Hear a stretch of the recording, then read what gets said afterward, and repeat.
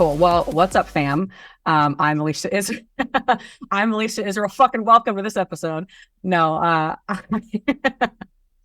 Bryce is like, God damn it. No, that's the best intro. I'm gonna like just grab that, cut it out, and that's gonna be every episode intro now. Yeah, like fucking welcome to this shit, y'all. Anyway, hi, I'm Alycia, and I've been in the fitness industry about 15 years.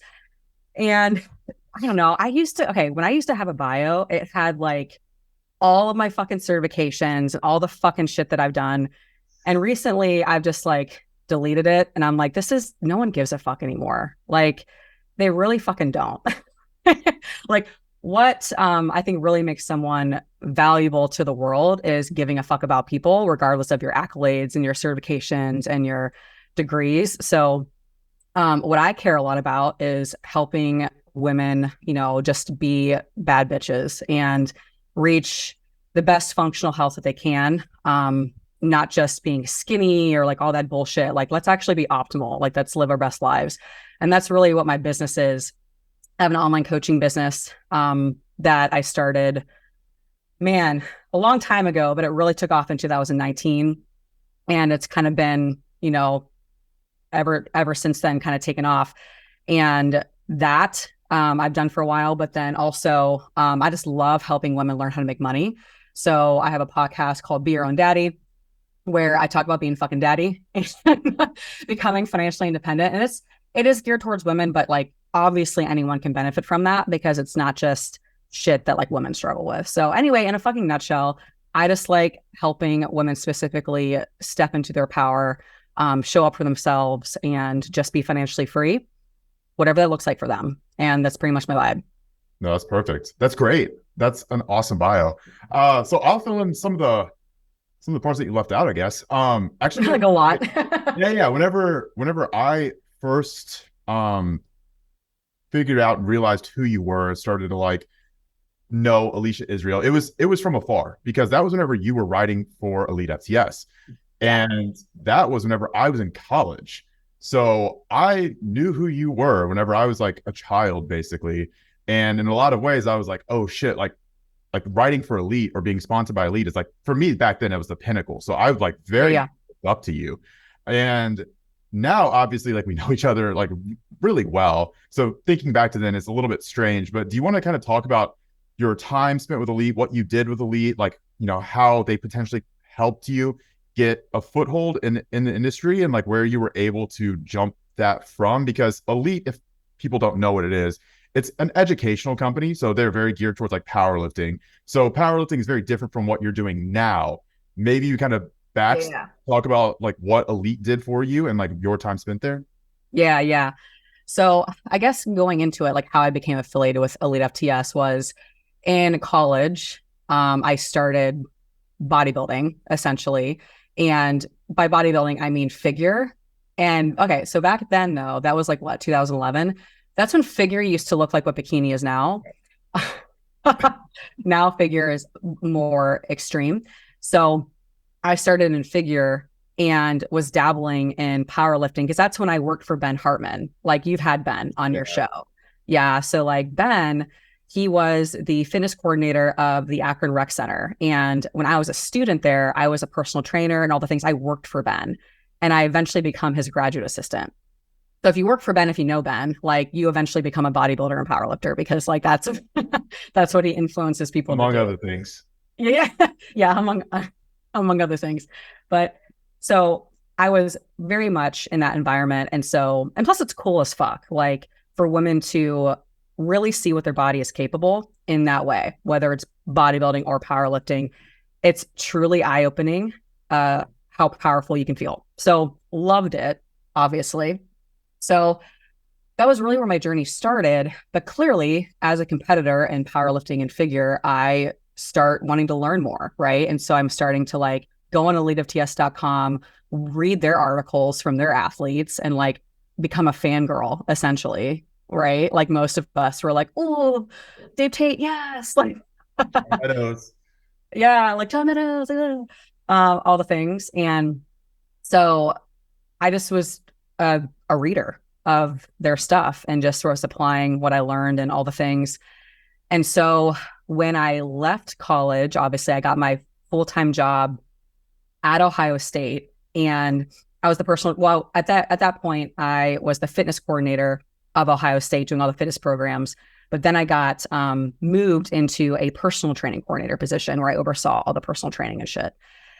And it was around that time because I was still running fitness events at Ohio State, and they let me have full fucking reign. Like when I worked at Ohio State, they let me do whatever I wanted, which was a really cool aspect of that job.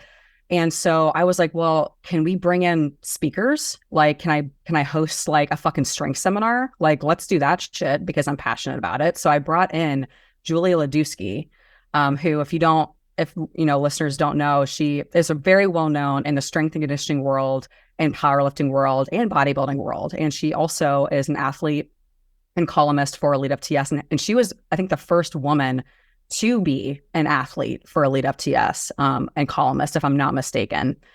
Julia is a bad bitch. She's super cool. And she's also a very professional and just great speaker. So I knew she would be aligned with like having her at Ohio State. So if they're gonna let me run with it, I'm gonna fucking run with it. So I reach out to Julia Ladusky and I'm like, hi, fangirl email, like, hello. Can you come to Ohio State and like do a strength seminar and talk about like, building strength and all the things? And she said yes, but she looped in Elite FTS and their content team. And at the time, their editors and all the things. Because again, like Elite FTS is in London, Ohio, which is really close to Columbus, which is again where Ohio State is. So they jumped in on the event, like, hey, can we come film this? Can we be a part of it? And I'm like, fucking absolutely.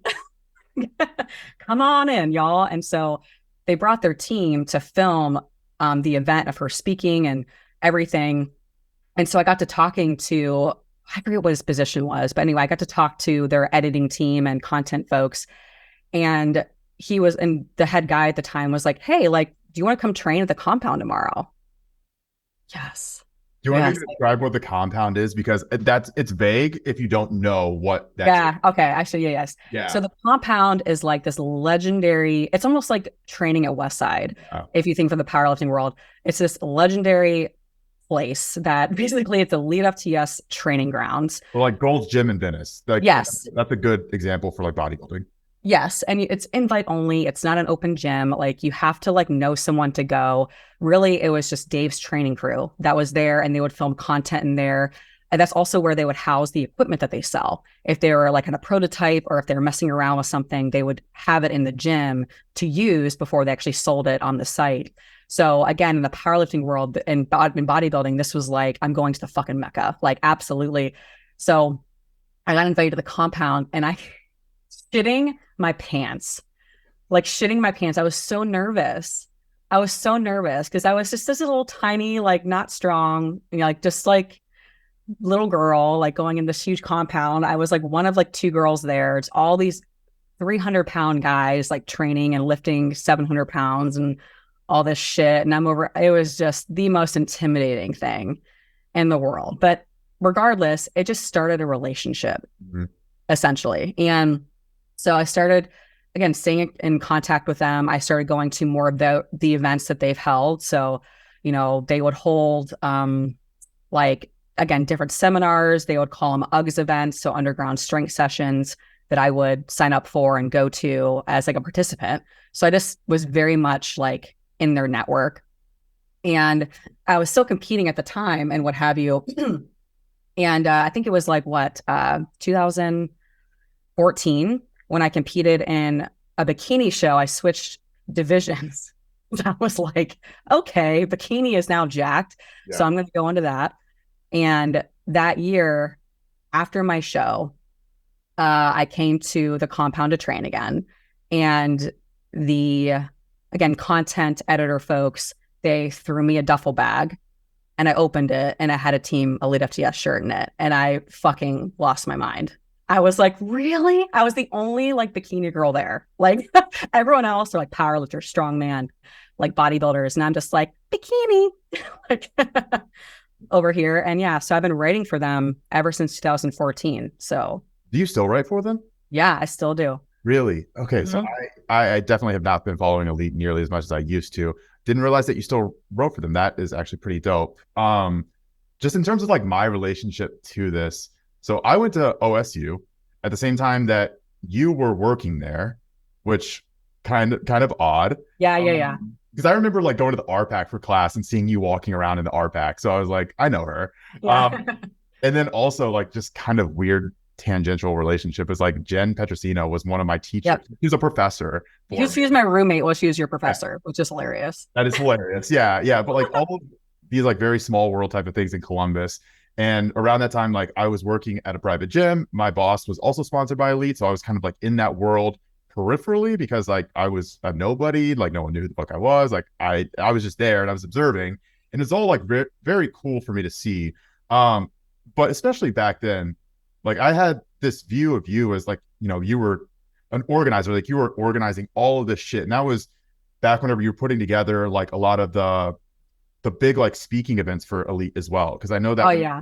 whenever we were working out together at Diamond Fitness, like even a few years later, you put together what was it like the Elite Business? It was like Yeah, a the business summit. business summit, yeah. And it's like kind of weird for me because like you're not that much older than me, but like I've always had this view of you as being kind of like this Aaron Diamond figure, honestly, like where you guys have your shit together, you're very organized, you're very professional, like you're like that, like boss bitch type of like personality, because like that's all I've ever seen from you. And I mean, honestly, it's kind of like this cool, intimidating energy because I never really knew how to approach you, right? Because like you knew me probably at the very beginning as like this intern who was like running around like picking up plates off the floor at like the spot athletics, and then eventually like we kind of just evolved to be kind of like in the same world with me Yeah. online and like you also doing online. And at some point I was actually coaching you, which Right. was like this weird turn of events, how it all just kind of like came back around full circle. But with you competing, you obviously did bikini. And I know that I was coaching you at one point whenever you were going into your bikini show. You no longer compete in bikini. No, absolutely Yes. fucking not. Yes. So, what was that like process like with you kind of like transitioning out of the active competing phase of your life and more so into like the coach and then more now like the CEO, like business owner, like doing more of like the high level shit? What was that transition process like for you? Yeah. I'm really happy that I did bodybuilding, even though it was a lot in my body. It teaches you a lot of shit. Um, so I think for me, the reason I retired, if you will, was just because that last season, I pushed my body fucking far. And there were a lot of hormonal things going on underneath that like I knew I would have to address eventually. And it was just, and competing was kind of a means to an end. Competing was for me just like a way to build my credibility in the space. It was a way for me to learn and just because, man, if you go through bodybuilding and you fucking learn that shit, like, man, do you understand physiology at a whole other level compared to someone who's never done it? Yeah. So I'm not regretful at all that I did it, but I knew it was time. It was time to dip out and just let my body recover and heal. And I don't even think it was much more of a transition, like in the sense of being difficult or missing the stage. I did not miss that shit whatsoever. Like my body needed a break. Uh, what I wanted at that point was to move on and just build my business and to work with my clients and just to train for fun, make training fun again, because there's a certain point in bodybuilding where it's not fucking fun anymore and you don't even want to do it. And I was just really beat up. So I just wanted to go in and just do things that felt good and just whether it was light or heavy, or even now I do Muay Thai and I fucking love that shit because it's not lifting. It's something different.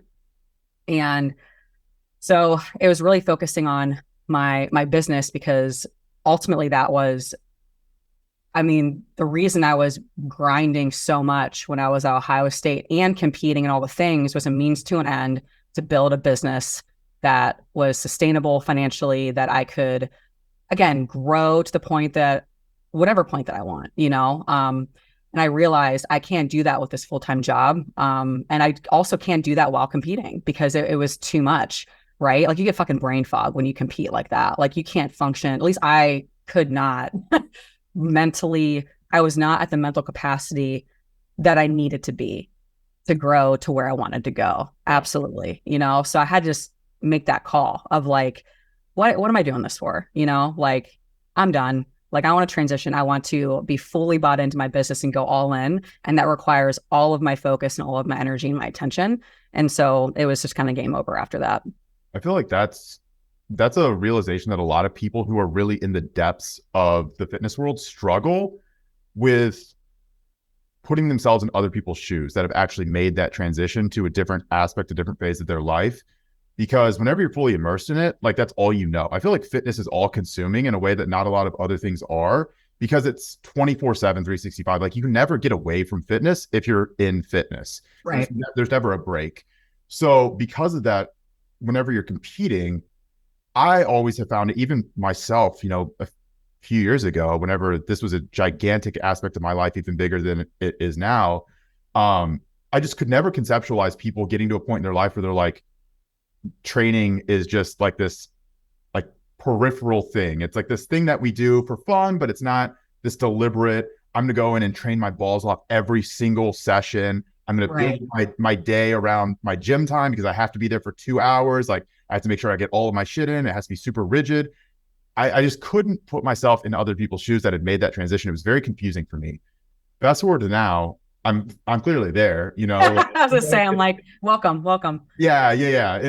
I have crossed that threshold, and now it's hard for me to almost remember what it felt like to be so immersed in fitness to the point where like I didn't focus or care about anything else. Where that was my sole obsession. That was the only thing I like thought of. Like I didn't care to expand beyond that bubble. That was really, I was like, I don't give a shit about anything. I just like, I like fitness. I like physiology. I like anatomy. I like learning about health, and anything beyond that was like, I don't need to worry about this. Like, this isn't my scope. I don't need to worry about any of this other shit that other people worry about because that's not my job. That's not what I am doing.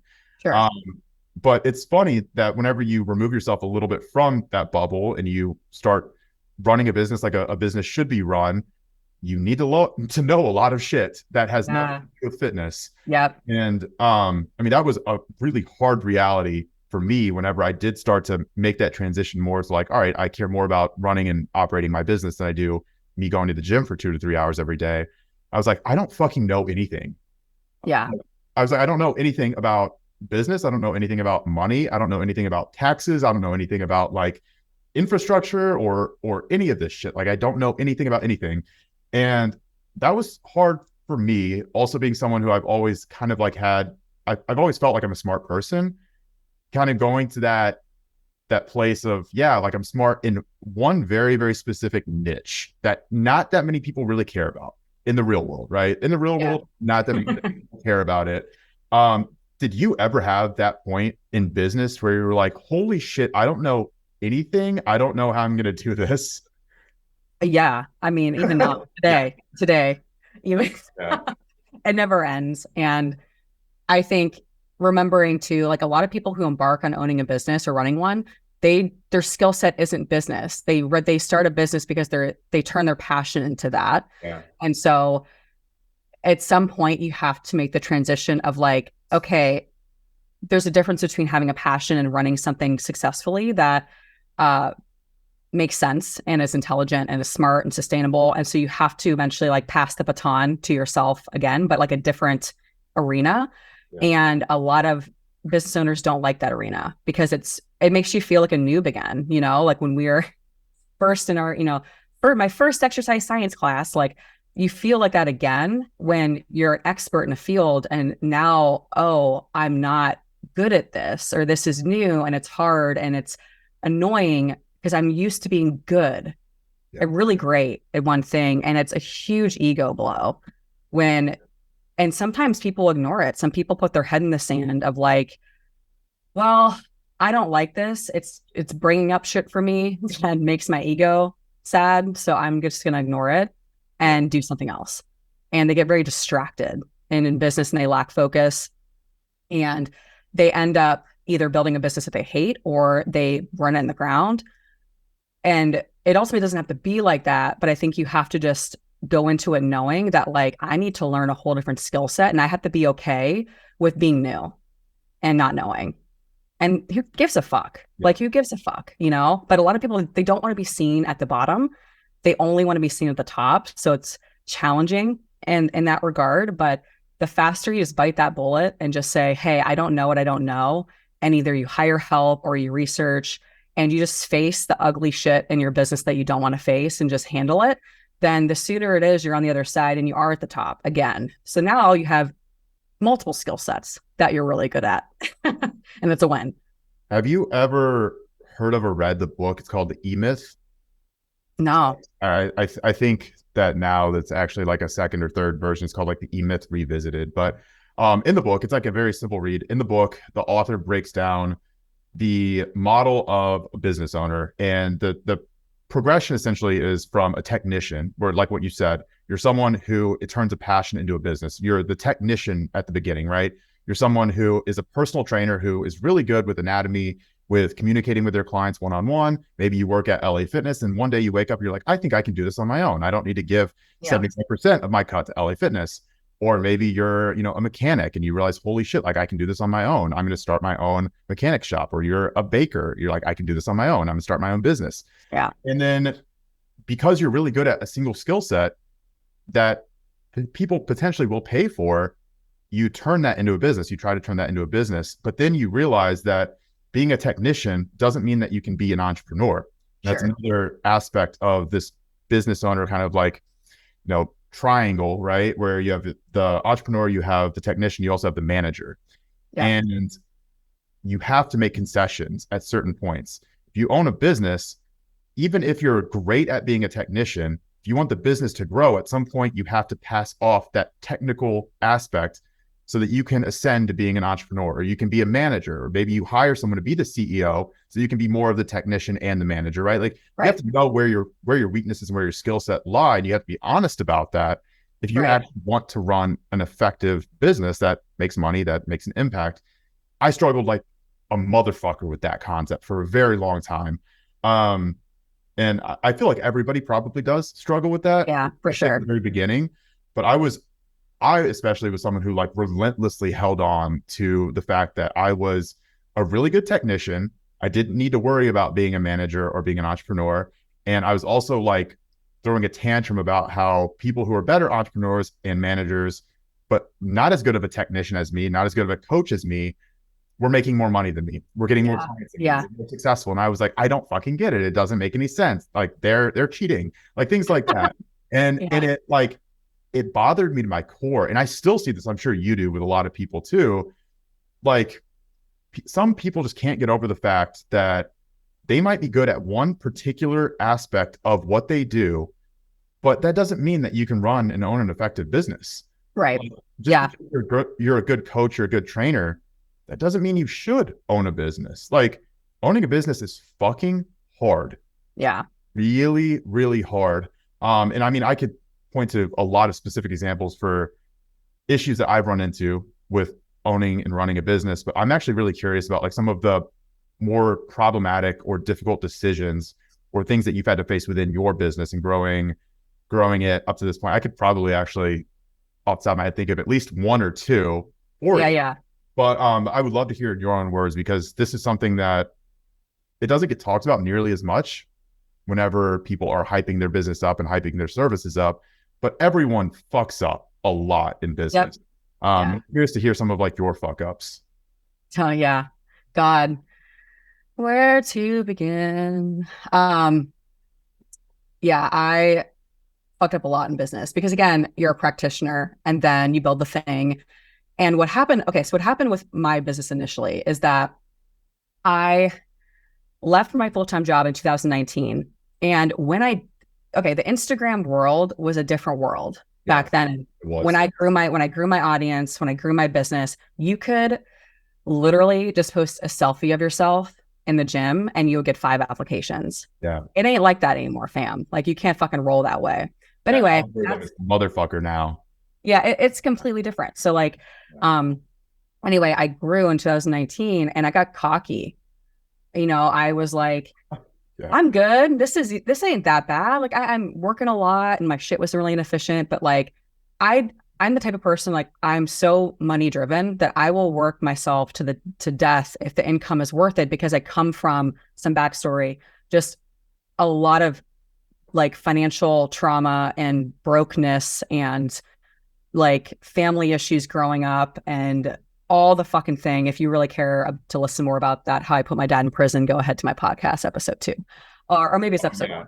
You'll have to Episode 2. Send me that link so that I can post that in the show notes. Yeah. I think I put it in there, but anyway, so I have a history of money trauma, so I had to get out of a really bad financial situation. So I have no problem working my ass off to make money. And when I was leaving my full-time job, that was my mindset: hustle, grind. And I did, but I also got comfortable with just like having a lot of leads come through, working with a lot of clients, doing everything myself. But the mistake that I made was that I didn't understand margins. I didn't understand when and how and why to hire people. Who should you hire? What types of things they should do?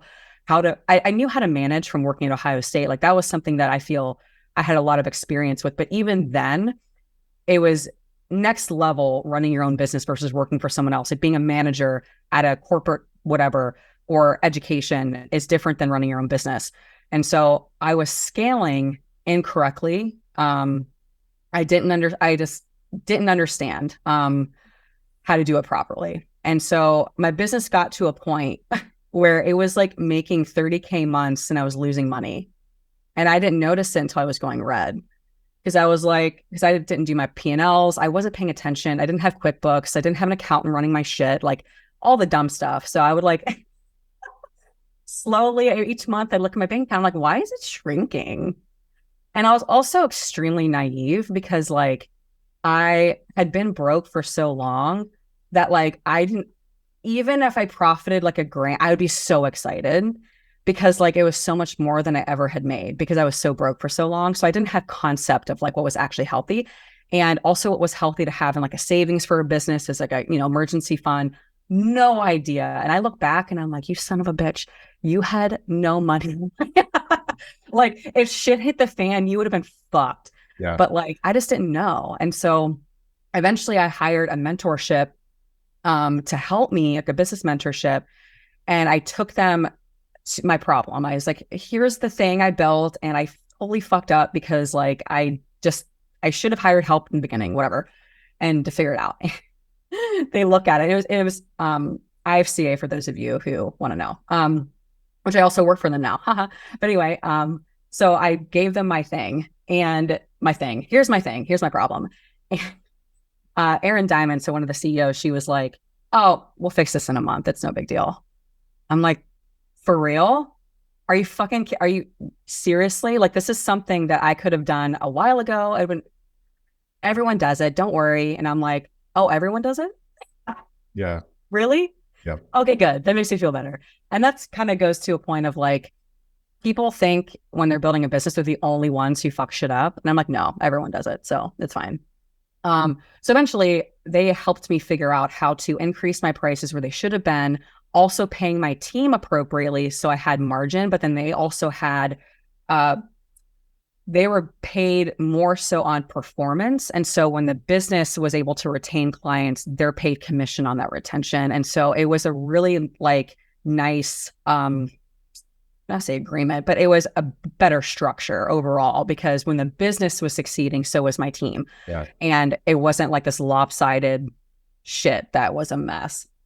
And ultimately, like, even like I lost a coach during that process, like that's okay. Like you also have to remember, like when you change things structurally in a business, whether it's in like, this is one of the things where this has to happen. Like there's no like going back, or there's no like alternative. It's, I fucked up and understanding margins and how to actually structure pricing and what the business was costing.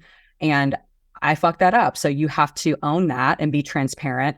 And luckily the coaches on my team, the two, were like, you know what? I got you. Like, I'm with you, ride or dies, high five all around. Perfect. Like, let's go.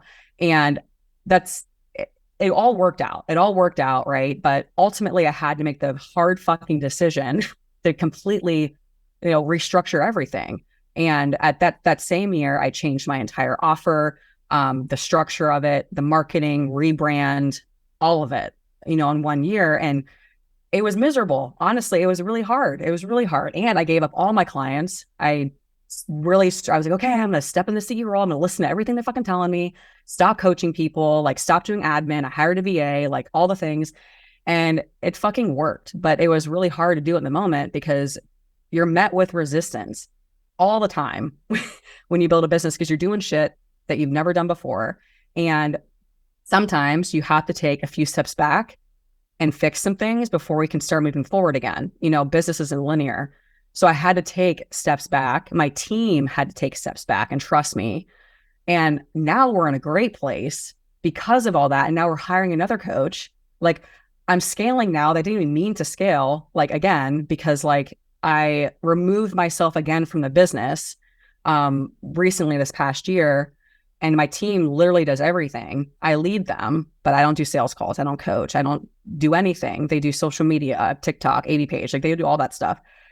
And what happened again, was like, oh, wow, I removed the bottleneck, which was me. And lo and behold, now we're just like pumping with leads. We have nowhere to put them. My team is full, overwhelmed. And now we have to hire someone else, which is a great problem to have. But it happened because I stopped being a technician. And I also pretty much stopped being a manager. I hired a head coach, or I promoted one of my coaches with your ex-wife to me. She's a bad bitch, but she's great. Greater job. She is now my head coach. And she is also my sales closer. She does all that shit. And so now she's more management. And then I just am truly a CEO. And so now my business is growing again because I just, again, did what I was supposed to fucking do and stopped doing the stuff I wasn't supposed to do and multiplied myself with my team members instead of feeling like, oh, I have to have my hand in this. I have to have, no, you fucking don't. No, you fucking don't. And the longer you keep your hand in something is usually the longer it's going to stall because we're only one person. We can't do it all. So that kind of in a long nutshell of what I fucked up, but it comes to fruition, like eventually when you fix it and you just own your mistakes and, that we didn't learn this shit in school. We learned how to be fucking trainers and, nutritionists and dietitians and shit. Like we didn't learn how to like fucking own a business that was profitable, but still pays people fairly. Like we didn't fucking learn all that shit. I mean, that's the thing though. In college and school, you like, there's no entrepreneur path that you can take, right? Like there's no major of like entrepreneurship, at least as far as I know. And there's nothing that can prepare you for all of the eventualities that you're going to run into whenever you are trying to run and operate and grow a business. And for myself, I can relate really well to a lot of what you were talking about with 2019. You could post anything on social media and get applications. Like for me in that position, I never marketed anything that I did. I never posted on my story, like apply to work with me. Yeah. I never did a single fucking thing. And I had a wait list, like so long to work with me. Like it was ridiculous. Like I got cocky. I got very cocky. I was like, this is going to go on forever. I never have to worry about anything. I never have to like market. I don't have to worry about advertising. Like it's just going to be linear growth forever, if not exponential growth. Right. And I was like, I'm such a great business owner. I know what the fuck I'm doing. Like this is easy. Why can't people just do this shit, And I came back down to earth really hard in like 2021, right? Or maybe even early 2022, whenever we started having some turbulence in our business. And as soon as I experienced a little bit of adversity, I was like, oh shit, I don't actually know how to handle this very well. For you, you had the experience of being a manager at OSU. I had never had the experience of managing people. So we tried to scale fast. And I'm very much someone who was like, I want to go as fast as possible, maybe even a little bit too fast, because I don't like the idea of being stagnant or regressing. I like that is terrifying for me. I don't want that. So we tried to expand and scale way faster than we had the systems and infrastructure in place to support that scaling. And I didn't know how the fuck to do any of this. I was just like, We add more coaches. We add more people to the team. We make more money. That's how this works. And all of that, you know, like I forgot about the fact that you need to be able to communicate with people. You need to be able to direct them and tell them what they should be doing and make sure everyone is coordinated and teach and you know, direct. So I dropped the ball so fucking hard to the point where we had to like take 10 steps back for the past, you know, couple of years, find a settling point and slowly start to push forward again. And that sounds very much like the situation you dealt with. I also was operating from a place of desperation a lot of the time where I was seeing the money come in. I was like, well, I can't allow this to stop. I'm probably not as money driven as you are, but I would say that I'm very success driven, which in a lot of ways is and it's impossible to unbind that from money. You know, like those are so correlated. So by proxy, I'm money driven. And, you know, whenever we were having these extremely high months of revenue, like same position, like we were spending money faster than we were making money because I was so obsessed with like hire more people, buy more things. Like it was very much like on my end, I was putting up like a front because in my head, I thought that if other people viewed us as being very successful, us as growing and scaling, that would almost like will it to happen. Like it would just happen if other people this was happening. You build it, they will come. Exactly. Now that was my mentality for a lot of 2020, 2021. It wasn't fixing the problems in the business. It was expecting the problems to just disappear if we could bury our head in the sand and pretend like they weren't there, you know? And obviously that was a horrible strategy. You know, I've had to learn the hard way a lot of things in business at this point, but like what you said, everyone makes the same fucking mistakes. Like everyone makes the same mistakes and everyone operates in the red for quite a while. And everyone has to fire people at some point. Everyone has to restructure their business at some point. Everyone realizes they're undercharging for what they're doing and they're spending way too much time doing like the technicals and like writing programs and sending emails, and they should hire other people to do the monotonous shit so that they can focus on the big picture. But that transition to get there is so fucking hard. Like for me, that's been one of the hardest things I've attempted and failed multiple times at doing, is completely removing myself from coaching, because I get to a point where I'm starting to offload clients to my coaches. I'm starting to get to like, I can see the light at the end of the tunnel, and then I like panic. And I'm like, all right, like I know that if I start taking on clients again, we'll make more money. So I just immediately revert back to old habits. And I continue to do that. Like I haven't been able to actually get myself fully out of coaching and into like that CEO role, even though I probably should at this point. Like it's probably where I should be living and operating. So like, what are you doing now? Like, what does a day or a week look like for you at this point where you're not coaching? You're managing for sure. You're running the business, but like, what does that look like for you? Or is there any consistency to that? Yeah. Really, it's about just with my team in terms of a leadership perspective, just holding people accountable. And having just constructive, productive meet. Like what a week looks like really in my business. I probably work about 10 hours in my business weekly with AB. And those 10 hours include meetings, you know, with my team. I meet with every team member that I have, except for my 2 VAs. I do bi-weekly, but everyone else, sometimes it's daily, sometimes it's weekly or multiple times a week. Because if I am not supporting them, like that's what they need. Like that's what a CEO is supposed to do. You're supposed to support your team. And so like if a team member is fucking shit up, the worst thing you can do to truly step in the CEO role is fix it for them or take their client away. Or like if you have someone in social media, like, okay, I'll fix it. I'll do it. You have to be really patient, and you just have, like, if I see something that is a hiccup or something happened, I ask them, okay, cool. So let's look at this.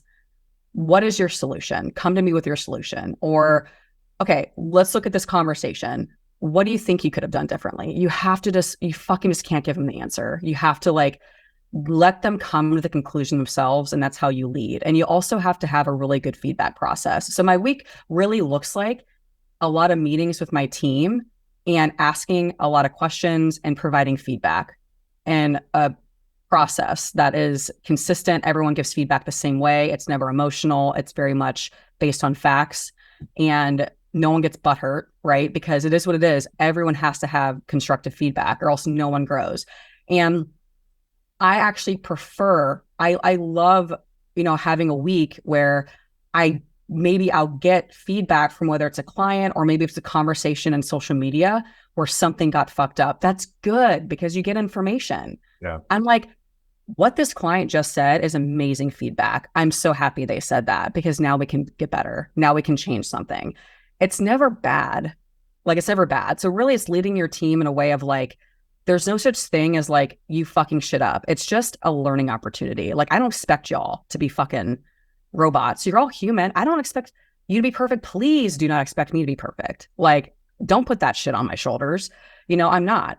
My job here is to help you be the most successful at your position, whatever that is. And if they're not successful, that's my fault. A lot of times we blame our team when shit hits the fan, when a client doesn't get the result that they want or something happens. It's really easy, especially since a CEO who's built the ground up. We were the practitioner at one point. We were the technician. We were doing all the work. Then we were this, then we were that. We've worn all the hats. And so when you give those hats away and people make mistakes, because they fucking will, it's really easy to get judgmental and mad and to point fingers and to be fucking Christ, God damn it, they did it again. If they did it again, that means you're not communicating correctly. If they're making the same mistake, that's on you. That's on the CEO. That's on the manager or whoever is supposed to be supporting that person and giving feedback. That's your fucking job. So ask yourself, okay, if someone's fucking up, in a meeting, they're not really fucking up, it's you, but ask okay, why is this being missed? Is it because I'm not giving them the support that they need? Most likely. So when you shift your mindset to that, not only does your team feel safe to just exist and do their job, and they're not anxious about how you're going to respond and give them feedback because they know you're not going to jump down their throat or be a dick. You just are neutral, and you can approach shit that happens during the week as okay, let's navigate. So how could we have done this differently? How can we mitigate in the future? But I will also stay with a very side note here. My team is fucking baller. I very rarely have to do anything in terms of constructive feedback, but that's because we've just communicate well from the get-go and everyone respects each other. And my coaches have been with me for years. It's not we don't have a lot of turnover. So we're a very connected knit group. Yeah. However, that's what I do all week. I just give feedback, I help them. That's all I do. I help my team be good at what they do. And the other thing what really takes more of my time is I do business consulting for fitness coaches. So like I alluded to, I hired a company called IFCA, Impact Fitness Coach Academy, that helps fitness coaches learn how to run a business because we all suck at it. So that's the thing. But through my journey with them as a student, they then hired me as a success coach, which that just means I help them help other coaches build their businesses. And I have some select students that I work with. And that takes up more of my day than my business does. My business is more of an asset at this point. And really what I do, because this is what fucking entrepreneurs do. I have more time now. So, well, my business is I'm not doing much in it except for leading my team. So that means I'll do something else. Yeah. Why not just add to the plate? So that's what I do most of during my day is I help people with basically I help people not make the mistakes that I did in fitness. That's what I do all day, and lead my team and help them be good at their job. That's it. No, and that's a really good way of summating it, because whenever you're trying to consult or have a conversation with anyone who is a newer business owner, especially in this world, it's hard to come from a place of not having failed before. If you've never gone through the turbulence and failure of being a business owner, especially being a fitness business owner, because it comes with its own set of problems and its own demographics that you have to deal with. like it's very hard to communicate with someone unless you've been there, unless you've made all of those mistakes. So having gone through all of that, I think that it's much easier, I'm sure, for you to be able to communicate whenever you're consulting, because you can go directly to the source of their problems without them even potentially knowing it. You're like, okay, you're struggling with this, or you're telling me you're struggling with this, but it's actually because of this. Yeah. Like, you're telling me that like your assistant coach isn't doing their job well, so you need to hire a new one. But it's actually because you don't have the systems in place to train them to do their job as well as you need them to do it, to where you're able to take a step back and focus on being a CEO. Right. And it's like just recurring problems. It's the same blueprint of problems, just recurring in different ways that we all continuously run into every single day, every single week. And like I mentioned before, like mine stem a lot from being not a natural manager of people. And it's not that I can't be like a good leader. It's just that I don't have the patience necessary in a lot of capacities to like be a good boss. And that's been something I've really tried to work with, right? Like I can be a good technician, I can be a good entrepreneur. I'm just not the best manager. So because I know that, I've tried to surround myself as much as possible with people who are good managers and who are good communicators and who are able to kind of like have those difficult, maybe like emotional conversations with people that we work with. Because I know that for me, getting on those calls and talking about all the ways that someone else is fucked up, I'm like, I can only do this for so long before I'm just like, I'm dissociating from this, from this person too, you know? But I've realized that a lot of that stems from me being frustrated that I can't have a business of me's, because I want everyone to care as much about the business as I do, because it's a business. But that will never happen. Like no one will care about your business, no matter how much they say or how much they care about you as a person or your relationship.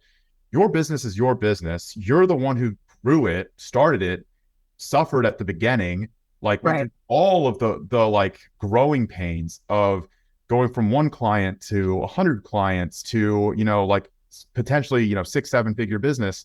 Like, it's a long fucking time. That's a lot of hours. That's a lot of late nights, a lot of early mornings, not a lot of sleep. So anyone that you bring in will never understand those things. They won't care as much about your business as you do. I've struggled with that a lot, like a fucking lot. And just the trust handoff that has to happen there, me delegating something to someone who I know just won't, it's not their fault, but they won't care as much as I do about it, right? Right. They won't have the same attention to detail. And I think that goes back to my somewhat difficulty or inability to communicate all of the things that I need or want from the people that work for me. It's not an easy process, something I've been like working on for quite a long time. But like for you, have you ever struggled with coming to terms with the fact that like it's your business, no one will care as much as you care about it, and having to work around that problem? And how have you worked around that problem? Yeah. Yep. And there have definitely been days in my past where I would just get frustrated if maybe something wasn't completed to how I would do it or a ball was dropped. But man, that is such fucking bullshit to expect that of your team. Like it is. And it comes from ego. It comes from us making it about ourselves. Oh, woe is me. I worked so hard for this and they don't even care. Fuck off. You know, like truly, like I think being like having the expectation that people should care about your business as much as us, while that feeling stems up we've all felt that. If you run a business, it's not like you're not bad for like feeling like that. We've all done it, but we have to recognize that that's coming from our ego. That is our ego just trying to run the fucking show. And that's not fair. It's not fair to the business. It's not fair to you. It's not fair to the team. And so you can't expect that, because it also doesn't have to happen to have a successful business. Like they shouldn't care about my business as much as me. If they did, that'd be fucking weird. If they did, they would have their own business. Like, so it's okay. You know, as long as they can operate around 80% of you, that's fine. Because when you multiply yourself, them doing it, the volume that you physically fucking can't as one person is better than you at 100%. Is better. Yeah. So it doesn't good. I hope you don't care about my business as much as me, because you fucking shouldn't. I don't want that stress for you. Like, you're in this position because it's less stressful to work for me in this position. That's the whole reason the assistant coach position fucking exists, so that you can just coach and just live and be fed clients and just live your best life. I'm responsible for my business. Therefore, like, I'm supposed to love and nurture it, but you're supposed to do your job. Yeah. Like, and I support you in doing that. So I think it's just separating our ego from the team members, like, and just having realistic expectations that they can hit and be successful with, and just know they're going to fuck up, but their fuck ups are better than you trying to do everything yourself, like 100%. And you had mentioned it before, but building incentive structures that align them with the business. So everyone that works for your business should have some incentive. Oh, sure. To care about the business. And for some people, it's money driven, right? So like you had mentioned before, that a lot of I don't know if all of your coaches get like a commission for retained revenue. Yeah. So that's a huge incentive structure, right? And let's just say, for example, the difference between like a commission or a percentage of client income versus a flat salary. And like a flat salary, it's security, but it's not incentivizing or encouraging like above and beyond correct work ethic, whereas a CEO, like someone who owns a business, like, we don't have any security, but at the same time, our incentive is built around grow the business, make more money. You're more successful, you have more money. So like, that's where our incentive comes from. It's very much like X plus X equals Y in our case. But for the assistant coaches, there might not be like a plus X for them. Like, they might just have one flat rate that they're making. And I've seen a lot of this happen, especially like in fitness coaches that make early mistakes with their assistant coaches that they hire on. The pay scales are horrendous. Yeah. Usually for the business. And you mentioned that as well, where you were overpaying. I don't want to put words in your mouth. You're overpaying your coaches at the beginning. I mean, yeah, the math is written on the wall there. Yes. Yeah. And same with me. Like, I was overpaying my coaches because whenever you are operating at lower capacities, the margins make sense. But whenever you start to scale up, overpaying anyone doesn't make sense because the margins shrink. Then they shrink, and then they go negative whenever you're overpaying people. So at a certain point, you have to take a step back and restructure the pay scales. And that's really challenging for a lot of people to accept.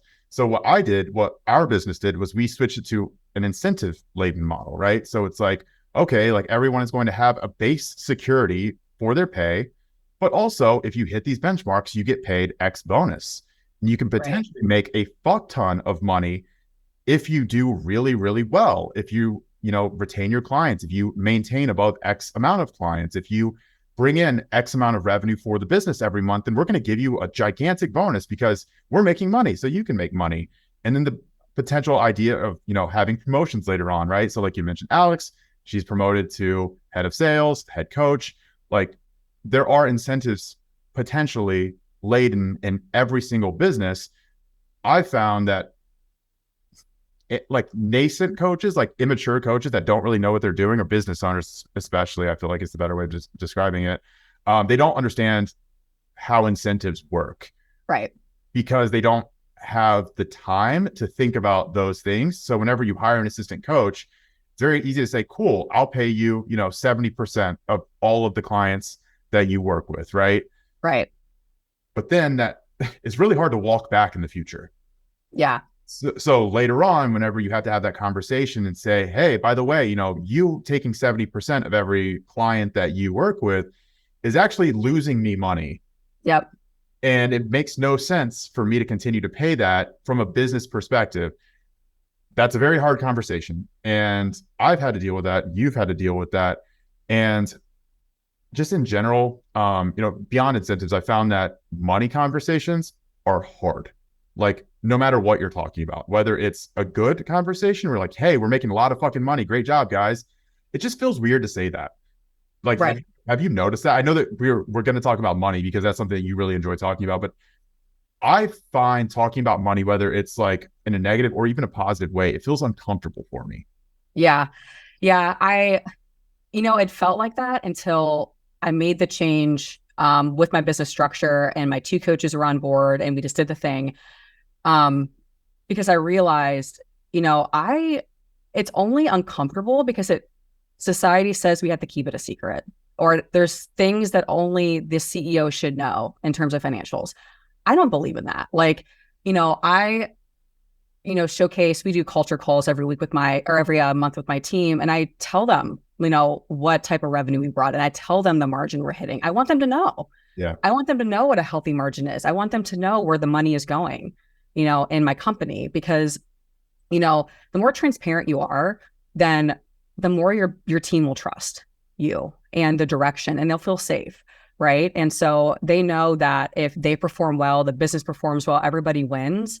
And, I agree with you, having some type of like performance-based pay is always the way to go. Salary just leads to mediocrity and laziness. And also people just don't like that. Like people like to be rewarded for doing a good job.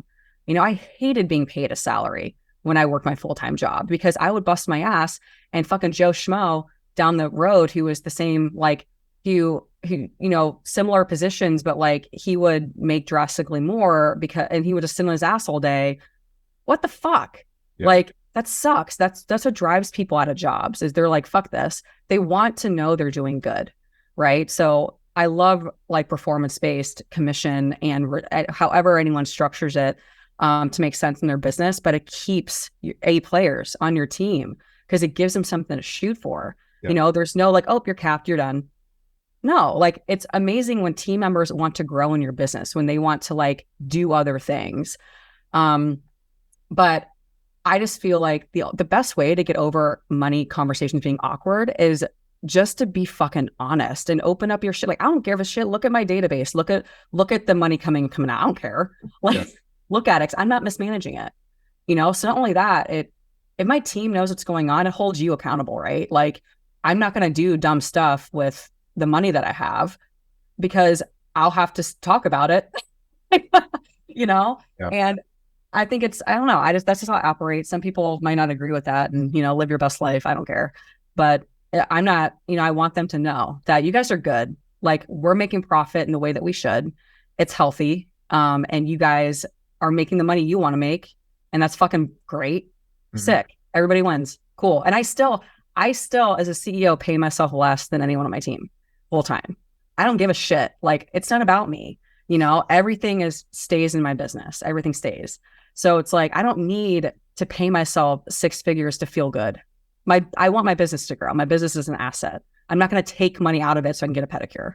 Like, yeah. Like I take just what I need and everything else stays, so I don't care. Some people get caught up in like, well, you shouldn't make less than what? Like, I'm sorry, but leaders eat last. They fucking do. I don't think you should. Like, if you take what you need, but you shouldn't be just like draining your business because you can. Like, build your business, invest back into it. That's how you grow. It's like better than a fucking, stock market investment. Like, use your business as an investment. Like, why would you do that? Anyway, that's a tangent, but anyway, here we are. Well, I think part of that is it's more abstract in nature, right? And like, let's say that you're investing in the stock market, just as an example. Like, it's very easy to say, I'm going to move my money to this, and then I'm going to not worry about it. And then over time, I'm going to expect that I'm going to have more money. Right. In business, you have to take that money and you have to directly put it to work.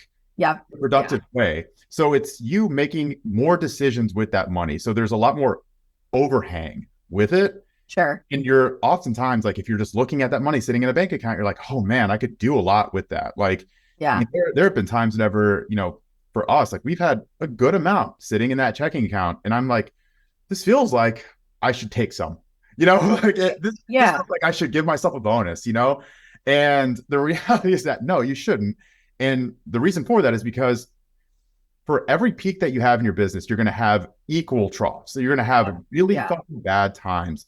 And there have been times whenever I've not only not made any money in a month, I've had to take money out of my personal savings to pay my coaches to make sure that the business has enough money in it to continue to function. Right. And it's not that we were going to like hit $0 or anything, but I want a cushion there. Like, I want to make sure that everyone is good. So I paid the business out of my savings to make sure that everyone was good and we were not going to be stressed about shit. Right. Right. That is the decision that you have to make as a business owner. Like, are you able to do that? And Right. I actually really want to ask you, like, just common mistakes that you see with young business owners making with money, because I think that money can obviously be a tool. And actually, I think it was Aaron, maybe Aaron or Jordan, made a post the other day about like leveraging debt, things like that. Yeah. Um, and I agree with it. I agree with it 100%. But I also disagree with it in a way that debt can be leveraged, but debt can also be catastrophic, and it can be Sure. paralyzing, and it can force you into making desperate decisions that you otherwise wouldn't make if you didn't have debt. Sure. So that is actually something that I've seen with other people. Luckily, I've been able to avoid that. Like, knock on wood, like I've been able to avoid that for 29 years. But I've seen other people act from positions of desperation because they have debt. And if you are in that position, unfortunately, owning a business is going to be really challenging for you, Sure. because there are going to be times where you might not be bringing in enough money to pay off your debts that you have on the outside of your business, right? Like if you have $100,000 of credit card debt and you're trying to grow a business, where's your focus? Like Yeah. where is that priority, right? Is it growing the business or is it paying off this debt? And you can't be divided like that. I feel, Right. well, maybe you can, but like I feel like that complicates the issue, you know? So outside of debt, like what are some other money issues that you see with entrepreneurs making? Yeah. I mean, with the debt piece too, it depends on what type of debt it is, right? Like I think what Aaron and Jordan are talking about is more or less like when you're out of debt, that is liability, which is what everyone fucking does, like cars and I would even say student loans are liability debt. Like Well, like fucking yeah, trash. I think my perspective on that is more so just like I understand like having anything overhanging is potentially just Yeah, it's a for conflict of sure. interest, you know. For sure. But I mean, at the same time, like I have a mortgage, I have a car loan, like I also am in debt in that way, but not like credit cards, not student loans. Sure. Like you said, there are definitely types of debt that are beneficial to have, and you don't want to pay it off immediately, right? Like if you have a mortgage and you have a 2% interest rate from 2021, fucking slow trickle that bitch. Yeah, Like yeah, yeah. Yeah. don't pay that off before you reinvest into your business, right? Like Right. prioritize Right. growing your business right now, and then keep that mortgage payment forever, because that's easy shit, right? Like you don't want to worry about that right now. Right. But more so from the debt perspective, is like whenever debt becomes something that you're consistently thinking about, like whenever that's always the forefront of your mind, you know. But agreed with you. I agree. I just wanted to use that as a potential example. But yeah, Yeah. you take the reins. I'm not gonna talk anymore. No, you're good. Yeah, no, 100%, 100%. And a lot of times people can't even use debt as leverage until they've already paid off the debt that is like not leveraging. Like, Yeah. so it's like a different conversation for a different phase of life. But with new business owners, a mistake that I see with money is not keeping their personal and business money separate. And so it gets confusing and convoluted, and you don't really know where things are going. And it also is hard to strategize when everything's mixed, like Yeah. personal expenses with business expenses. And so once a business really gets off the ground, then that's something that we advocate for, or I advocate for as well to like, dude, like separate that shit. It's not hard, separate it, just so you know what's coming and what's coming out. And also from like a write-off perspective, like if you own a business and you are not managing your cash flow and keeping track of things and also giving your accountant all the information that they need to support you in tax season, you're fucked. Because you pay more taxes if you work for yourself, technically, until you become an S corp, but that's a whole other thing down the road.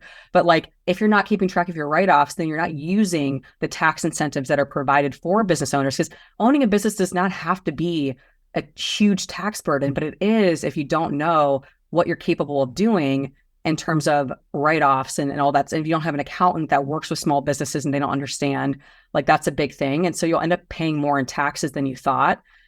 So keeping shit separate so you can keep your shit together and just learning what you can actually write off and all that stuff.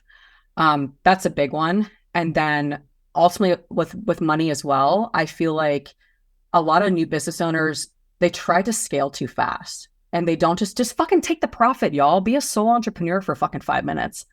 Dude, all right, yes. I would like, God damn it. finish, but yes, I agree with that 100%. So you like, God damn it. Like when people, like when coaches, especially, in the fitness space, they see maybe even companies like mine or like other companies in the space that are bigger.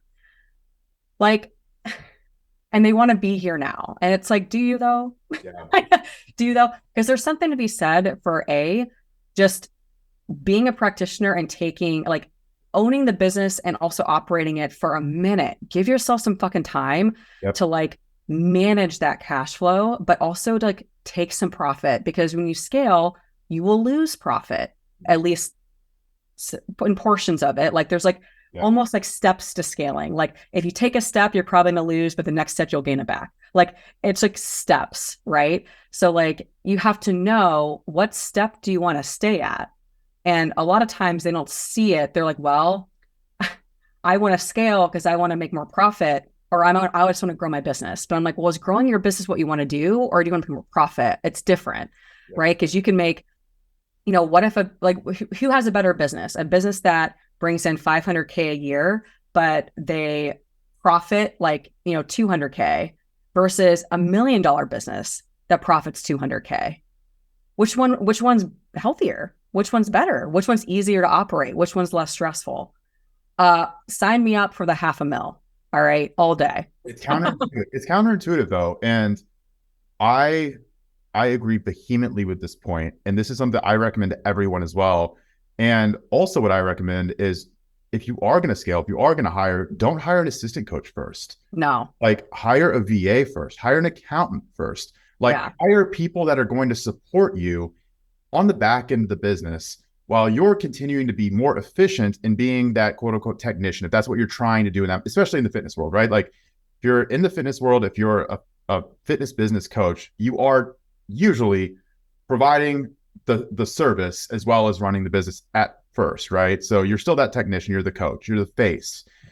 And everyone wants to hurry out of that position because, like you said, you're looking around, you're seeing all these other big businesses who have 10, 15 assistant coaches and all of these different layers of coaches. You have like the head coach, you have like the competition coach, you have the lifestyle coach, you have the, functional health coach, like all of these different layers and branches. And everyone is like, I want to do that too. I should do that. But the reality is that, like you said, scaling too fast, it shrinks your margins so quickly. And yeah, you might be making more revenue, but you're probably going to be making less profit. And that is something that I did not realize. I definitely didn't understand at first because it made sense in my head. I was like, okay, well, hold up. If I'm making, $100,000 a year, then if I bring on an assistant coach and I take 30% of what they make, I'm going to be making, $100,000 plus the 30%. If I bring on another coach and pay them, or take 30% from them, I'm like, this is additive. It's great. It can't fail. And then you forget about all of the other things that come with, running a business. It's like not just assistant coaches that are bringing in direct revenue. It's back end support. So you have to hire an assistant, you have to hire an accountant, you have to hire a content creator, like potentially an editor or something like that, a graphic designer. You have to hire all of these additional pieces that aren't bringing you direct revenue, but you're having to pay them. You're having to pay them as well. So every single coach that you bring on has an overhead. Right. And it's not always just associated with like their clientele. It's like, okay, well, how much money am I paying in expenses to continue keeping my business afloat, to keep it alive every single day? Okay, well, now divide that by the amount of coaches that you have. Sure. How much each coach is costing you just to have them on your roster. Well, if you're not taking more than that, at least than that, then like you are losing money by having a bigger company. Yep. And that's a hard thing to conceptualize. And like, I actually ran into that problem at various points where I'm like, okay, why the fuck do I have 5 assistant coaches and I'm making less money than I did when I was on my own? I'm like, it makes no sense. And then it's like, okay, well, we also have 5 people working on the back end, and like I'm paying $15,000 a month for all of this other shit that we don't need. And like that was an issue that I ran into really, really, really quickly, is being obsessed with scaling and growing and not understanding why I was needing to scale or grow, or not realizing like, hey, this is actually better if I just figure out a way to do it all myself. Like, in what world is that worse? You know, granted, you can't do everything yourself, and we've talked about that, but keeping it lean, like keeping your company lean for as long as possible, rather than just like adding more and more and more complexity, because that's what additional employees or additional contractors are. It's more complexity. Yeah, they can help take the load off of you, but it also adds another of layer between you and what's actually getting done and getting delivered.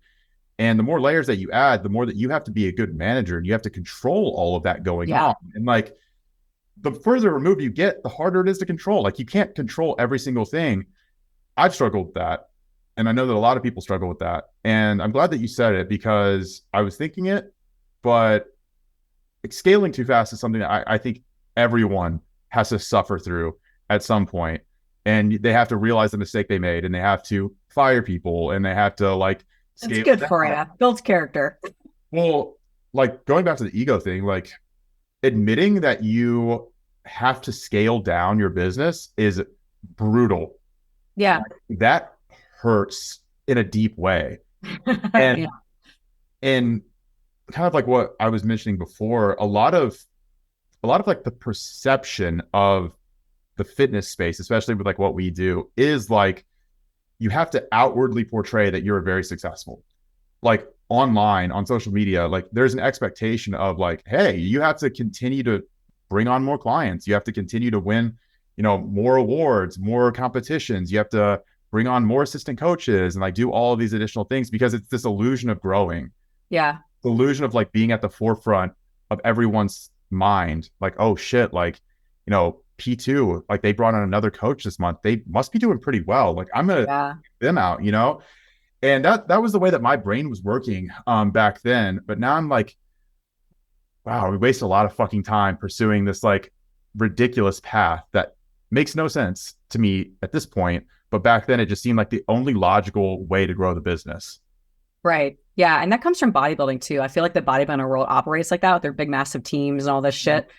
So we kind of see that. We think that's the norm. But yeah, I mean, after my experience, but I learned that too. And that at a smaller scale, I did it, but luckily it wasn't like catastrophic at that point, but it felt like it. It felt like it at the time. And that's why I've been so hesitant to scale. Like, I've had my 2 coaches for 2 years, and I'm just like, I mean, even with this, it's the last like 3 months, I've been like, should I hire another coach? Because we have the leads for it, but I've been so like aware of, all you're going to do is trade a problem for a problem. You trade, you know, it doesn't solve anything. Cool. We have a lot of leads right now, but we're going to trade the problem by hiring another coach, but that's going to cause another problem. It's always about trading problems. So what problems do you want to have? So I've just been very slow with scaling my team, because I just learned the hard way that like, you don't want to fucking go down that road. If your infrastructure and your systems aren't set up for it, and your margins aren't set up, your prices aren't set up for it, like you don't have that all built, then it's just like, it's a fucking castle built on cards at that point. So, I mean, now we're finally doing it. We're in the interview process and we're doing the thing. And it was super exciting. Like, we have everything set up for it, but it took a while for me to feel comfortable to do it again, because I just knew, if this shit isn't going to rock, I'm not going to do it. Like, I'm not going to hire someone prematurely for my ego. I will cruise. My team is fucking great. I love all of them. Everyone's like on point. We're so connected and such a family that I also don't have no desire to bring someone in here just because we can. Like, if you're coming in here, it's because you're fucking perfect for this team. And there's even like, when we put out the application and hiring process, it was so, my fucking caption was so mean. It wasn't mean. It was just like, look, we're putting this out here. Yeah. But if we don't find someone perfect, then I don't care. We'll keep the team as is. We'll have a wait list. Like, I'm not filling this because we don't have to. We can, but like, if we're going to do it, if we find someone that's great, awesome, we'll do it. But if we don't, then all right, guys, let's just keep on going. Everyone's full. Everyone's happy. We have a wait list. Here we go. Whatever. Increase prices. I don't know. Yeah. Well, you mentioned like, I mean, multiple times, but like the culture of your business at this point is rock solid. Like you have been able to build with your small team, relatively small team, a really, really awesome culture that you can depend on. You can rely on them. They can rely on you. You know what's going Right. on every single day. You trust each other, and you have this culture of like, critical but positive, nurturing feedback. Everyone understands that no emotions are at play. We all want the best for each other. We want the best for the business, our clients. And bringing in a variable is a risk, like an unknown person. Even if they check all the boxes, Right. you never know until you bring them in and introduce them into your company, because they can be a ticking time bomb. Like they can be someone who is phenomenal at the job, a great coach. They, have all the experience, all the certifications, but they are just a toxic human being. Yeah. And they just poison the culture of your company. And for anyone who doesn't own a small business, that is a gigantic problem. Like it's not like working at Google and having someone who is like shitty and don't want to be in your department or whatever. If you're in a small business and you have a team of 5 or 6 or 10, one person literally can ruin everyone's vibe. They can make everyone hate work. Yep. And like again, it's just like every new variable that you introduce, it just creates an additional layer of complexity. And I don't blame you for taking your time and doing this. And that's another reason why, like, I think that we should all get very comfortable with firing people as well. Like, oh, fast as fuck. And Let that shit go. But the thing is, though, is I get it for people who have never owned a company or who have always been like in that more employee or contractor role, coming in to kind of like help an already grown company, right? Like the idea of being fired is scary for people, right? But if you're a business owner, you have to become comfortable with firing people quickly. And once you realize that someone is not good for your company, you should fire them that day, because you're not going to change your mind. Like I've realized this. I've tried to talk myself out of firing people before, or like having that difficult conversation, but it always comes back around to the same destination. We have to separate. Like there has to be a breakage. No matter how good someone is at their job, if they're a toxic person to work with, or they just don't fit in with the culture, or their desires and their wants and needs are not aligning with what the companies are and everybody else who works for the business, again, it doesn't matter how great they are at their job, you have to get rid of them ASAP, because a disgruntled employee will poison your company faster than anything, and they will fucking tank your business quickly. Because again, going back, like they don't care. They don't have an incentive to care. And if someone is spiteful, like holy shit, that is a bad position to be in. That is like scary. You don't want to be there. And I have always really struggled with like this idea of like making quick decisions in the company. And that's something I'm trying to get better at. But I've always held on hope for too long with people who, like viscerally, I'm like, they need to go. But I've always held on too long. Like maybe they'll change. Maybe they'll do better. Maybe they'll, like prove me wrong. And I've always just come back around to the realization that like I just need to trust my gut, and I need to make those quick decisions, even if it makes our life temporarily harder, right? Like if you fire an assistant, your life will temporarily be harder while you're training someone to replace them. Like that is the reality. But you still have to do it, because you're going to have to do it eventually if you've already made that decision in your head. And ideally, you have systems in place that allow the training process to happen fast, and you don't have dependencies in the business that like, if one person leaves or gets fired or doesn't show up one day, like your business is going to collapse. And I feel like that's another thing that I see a lot whenever people are trying to build their business quickly, is they put a lot of trust and add a lot of dependencies that they don't really know what's actually happening there. So like for me, I did this a lot with like assistants. So like virtual assistants, or even I would probably classify some people as like COO type of role, where they're really in charge of like the logistics and organization of the company. And I'm like, you take care of it. I'm going to go do this thing. But then it's like, you don't know what's actually happening in your company. So if they ever decide to just not show up, you're fucked. right? Like you don't want to depend on someone Sure. to continue running your business. Um, like, have you seen a lot of mistakes like that with people that you've consulted with, or even like potentially with yourself, where you're like, wow, you really fucked up putting this much faith, trust in one product or service, one person, one system. Like you need to diversify your risk a little bit so that you don't get absolutely fucking tanked if this system breaks down and stops working, or if this product goes belly up, or if this person decides to fuck you over and just quit one day, you know? Sure. Yeah. I mean, for my business personally, I'm in it enough where I've worn all the hats before. Yep. And I think that's a mistake if people try to hire a position they've never had. Like they try to hire for something in their business that they've never actually done themselves. Yep. That's the problem. At least for small businesses. Bigger businesses, obviously a little bit different, but like it is safer to do everything yourself first. Like learn the skill of marketing, learn the skill of sales, learn the skill of operations, learn obviously being a coach, which probably should fucking do that. Like give yourself time to actually be good. Yeah. Actually take some time to be a good practitioner. Weird, you know? So like wear the hats, but do them really well. Like fucking be good at it. So then when you delegate it, you can lead them properly and hold them accountable. And so then if there ever is, where a team member leaves, you've done it before. Like you should know what they're doing, and they might create new systems to make things a little bit more efficient, but that's also too why you should have, regular meetings with them. I tell my assistant Kelsey all the time, like, if you find something that I create, like my system is shit, make your own and teach me. Mm-hmm. Like make your own and tell me how you did it. And she's done that multiple times where she, okay, well, I track payments like this because then I can notify him if it's going to hit a different date and like she figured that all out and she just showed it to me. And I'm like, I love that. Yeah. Now I know. Now I have awareness. So like, God forbid, please, Lord, baby, Jesus, Kelsey, don't.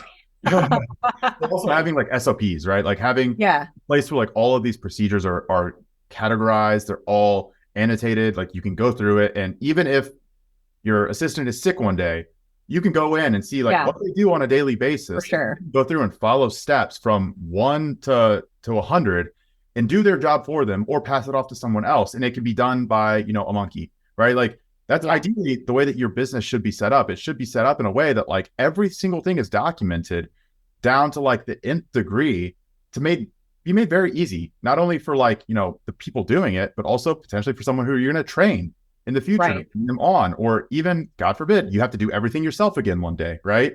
Like everyone comes in and they're like, fuck you, I quit, I hate you, I've never liked you, like, I don't want to do this. And you have to do everything yourself one day. Like, I know even just us having this conversation right now, like there are processes in the company where I'm like, not going to lie, I don't really know how that happens on a daily basis. I just trust that it happens. And that's a kind of scary thought process, right? Where you're like, okay, well, if this breaks, like, who do I go to? Like, where do I fix the problem? So like eliminating those potential trust vectors, where it's like the dependencies, the things that could potentially cause you issues if they're not patched, like patch it before it's an issue. And like, it's often really hard to implement infrastructure retroactively. Like once you've already scaled, like it's hard to go back and convince yourself that like documenting SOPs is like the main priority you should be focused on that day, right? It's like, okay, I have all these other things. Why am I going through every single process and like, creating this document talking about how we do it? Or, like going in and reevaluating your CRM that you use. You're like, okay, like we're going to move from Google spreadsheets over into like, I don't know, like HubSpot. Like we're going to make this transition. It makes it a lot more challenging whenever you have 1,000 clients and you're trying to do that shit versus if you have 15.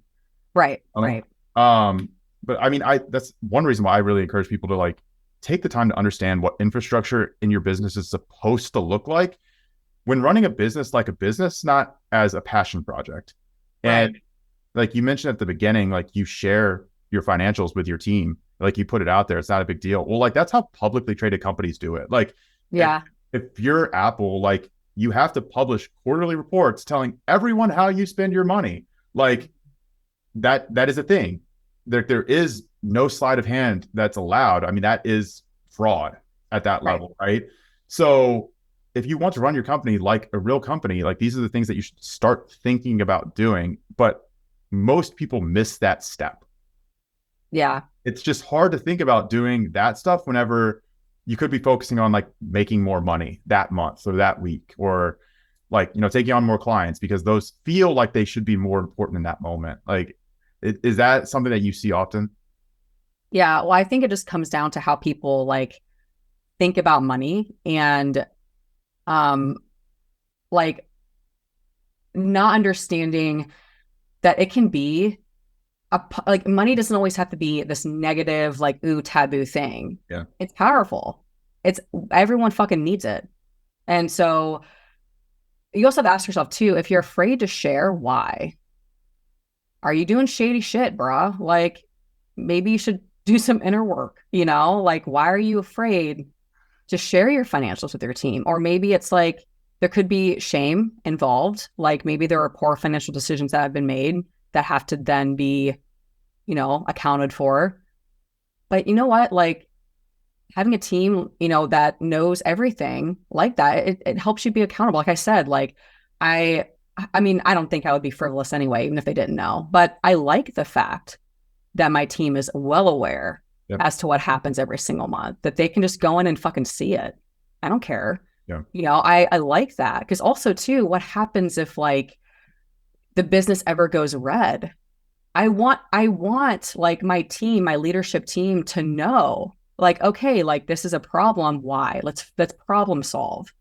If they don't fucking know, like then it's just me on my own trying to like I'm not triangulating. I'm not actually using my team to the best of their ability. Like I have leadership positions for a reason. Like I do better when it's not just me Yeah. trying to figure shit out. So like if there's something like I talk about Alex all the time, like if there's something like a wonky month, we look at it together and we're like, okay, so and we do math and like we figure out how many close, like how many front end sales do we need? What's back end look like projections? Like we fucking look. I don't just like, okay, good job, everybody, bye. And then it's fucking burning. Like, Yep. no, I'm like, okay, so something weird's happening here. Let's take a peek. And ultimately what typically happens is when we run the data and stop like making decisions off of feelings, is we figure out like, oh, this makes sense because we got the like whatever it might have been, maybe a month was weird because we got a lot of profit ahead of time. And then the labor wasn't paid out for 2 months. Well, no fucking shit. Like Yep. it just didn't line up. It doesn't mean your business is still great. It just didn't line up completely even with like when people paid and when the coaches were paid. There, that's it. You don't got to change. Then you don't got to change anything. Nothing's wrong. So that's another thing too. It's like if you are looking at it from a lens of just yourself and not triangulating with others, especially those who have good insight and they're aware, then you can end up making decisions that actually you're trying to solve a problem that doesn't even exist. Yeah. Like you said before, like if a business goes red, sometimes it will. That doesn't mean you're not profiting. It just means your revenue could have hit differently in a different month.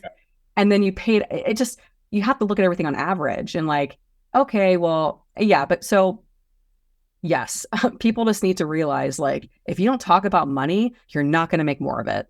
Done. You know? It's also hard to communicate urgency if you're the only one seeing what's happening on the back. Right. Like you can't commit or you can't communicate a red quarter. I mean, a red month is one thing. A red quarter is something a little bit different. Yeah, something's That's a fucked up. that's a trend, like that's not good for the business.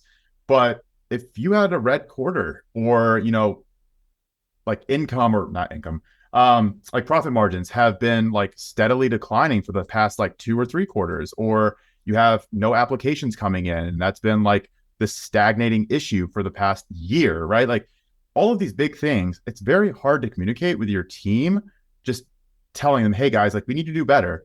Hey, like, we need more apps in. Like, hey, let's, try a little bit harder, be more vocal, right? Like post more. That's really hard to do unless they're seeing a dashboard. Like if they can see a dashboard and they're like, okay, this little clicker is red today. Like it used to be green, it's supposed to be green, now it's red and it's sitting on red. And why is that happening? Right. And like you can dissect that. And sometimes those visuals, like actually seeing the numbers, is easily able to be communicated. Like that's something that can be internalized with the rest of your team so that you're not the only one seeing that and like trying to maintain everyone's calm nature. Like you're trying to do it in a way that is like not creating this sense of like fear or freak everyone out. Like that's something I've dealt with before. I'm like, okay, like how do I do this but still also like maintain my cool? Like how do I say, all right guys, we need to like get our shit together while also not coming off like I'm freaking the fuck out, or panicking. But no, I think sometimes too, like everyone needs to understand like, hey, this is the reality of the situation, especially for a growing business where if you're a small business, the difference between making it and not making it can be a red quarter. Yeah. Like there's not a lot of security or comfort there. So sometimes like desperation has to be communicated. Like you have to understand how serious the situation is, and you have to be able to communicate that to the rest of your team. And if you're sitting on all of like the big decisions that are being made behind the scenes and you're not allowing that to be diffused out and allowing everyone to kind of participate in that, it's really hard for them to give a fuck about what you're doing, right? Or even have that same sense of urgency that you might be wanting them to operate with. But no, I think that the money stuff is something that it's always just a sensitive topic, but I know that like your podcast that you're doing right now is much more about breaking those taboos around money, specifically like taboos around women and money. Do you kind of want to like go into that a little bit? Because I don't think even I know exactly like the full depth of what you talk about in the podcast. Yeah. Yeah. So yeah, it's called the Be Your Own Daddy podcast. And I talk a lot around women specifically and the money mindset that society kind of makes us fucking have. And just things that are very specific to women and our struggle to make more money or again, societal norms or just how we're taught to care about ourselves or not. And putting ourselves first and investing in ourselves, like all that fucking shit that there's so much unlearning that needs to happen with men and women when it comes to money and who should earn it. Fuck, like all day, like who should be earning the money and why that's a fucking question. It's so interesting, especially as our society has changed, that it's weird that like there's still this hang up around like men should make more. Mm-hmm. How about we all just fucking make more? Like, why is it this weird ass competition still when we live in a society that literally requires a 2-person income? Can we all be fucking winners here? That's the thing. It's like, there's no like small pie. Like everyone can have a piece of the pie, whether you're a male or female, like whatever, And so that's a big part of what I talk about in the podcast is like, how can we reframe our mindset around what we're like letting ourselves be allowed to ask for, and just that it's not selfish to want to be a millionaire. It's not selfish to want to make the money you want to make, whether you're a man, woman, or however you identify. If you're a dog, I don't fucking care who you are, but like changing your mindset around it is the number one thing, because we're taught, especially as women, that we're not supposed to have it. And if we have it, we should give it away. And that if we have more than our husband, he's going to throw a fucking tantrum. Like, what the fuck is that? Like, no, first of all, let's look at it like our society is set up in a way where it would benefit from women making more money. Mm-hmm. What is the fucking problem? Yeah. Everyone. Like, so if the problem, or not, I shouldn't say it's a problem, but like the societal norm is that part of being masculine is making money. Well, okay, let's start talking about the definition of fucking masculinity. And that's one of the episodes I had about toxic, quote unquote, toxic masculinity on my episode. So if you ever want to dive down that rabbit hole, it's a really good episode on my podcast. But it's redefining how gender norms are defined in this world, and like who is quote unquote allowed to do what, and what value someone has, depending on what they offer in a relationship. And it just has to be broken, because no one is winning when like there's this negative connotation with women making more money than their husband, or like if she doesn't want to have kids, or if she is a CEO and, you know, she doesn't spend enough time with her family, all this fucking weird, like just societal shit that I'm like, if we just like took a step back and looked logically of like, how about, you know, people just like work within their strengths and work as a team in relationships, and everyone stopped living in their ego and showed up where they need to show up in their life? How about fucking that? So anyway, in a nutshell, that's pretty much circle back. It's a lot of that. Whenever you have anyone on this podcast and the first thing they come on, they start talking about, let's say their problem with, they have a husband that doesn't understand why his wife needs to make money or wants to make more money than him. And I know that you even mentioned this, where a lot of times like that drive is mentioned as, it's talked about as masculine energy, right? Like wanting to make more money, being money driven, being success driven, being a CEO as a woman it's called masculine, right? Which there are so many underlying facets of gender norms and gender, I feel like confusion as well, whenever it comes to what is expected of a man versus what is expected from a woman in a household, but also a business. And like, you want to just kind of expand on some of that stuff. So like some of the biggest issues that you see whenever it comes to having to talk about and having to distinguish between those things, and also kind of allowing people to break out of those conceptions that are honestly just reinforced every single fucking day, that we hear about masculine energy versus feminine energy, and how that relates to like the workplace and making money and success and all of that. Sure. Well, I think it's first important to identify that men and women, however you identify, we all have a mix of both. Every human being has some feminine energy. They have some masculine energy. There's no such thing as someone being completely just one. Yeah. It just isn't. Like, human beings have both. And that's the thing, that you can fall heavily on the masculine side in one area of your life and more feminine on the other. And that goes for men and women, like truly. So to pigeonhole anyone is almost idiotic. It's ridiculous. It doesn't even make sense for how humans operate. And so I think that needs to be the first thing to be understood, is that we really do fall on a spectrum of it, and it just depends. And there's nothing wrong with any type of, you know, collaboration of the two. Like, really, there isn't. You know, there's a reason they both exist harmoniously for a reason. Like, they both exist. So, but I do think that if maybe a woman is struggling with her husband to be supportive of her financial goals, I think the number one thing to do is to get curious. And I had this conversation with Erin Diamond as well, and her thoughts, and she kind of laid it out like this too, is if he's having negative feelings about your growth in some area or how you show up in an area, instead of getting defensive or just calling him a misogynist or saying he has toxic masculinity or whatever, which, tangent for another day, but toxic masculinity is bullshit, by the way. There's nothing toxic about masculinity in its true form anyway. But like, ask questions, like, get curious. Like, why do you feel like that? Like, what feelings is this bringing up for you when you think about me doing XYZ financially, or having taking this promotion, or whether it is making more money than you? Like, let's talk about it.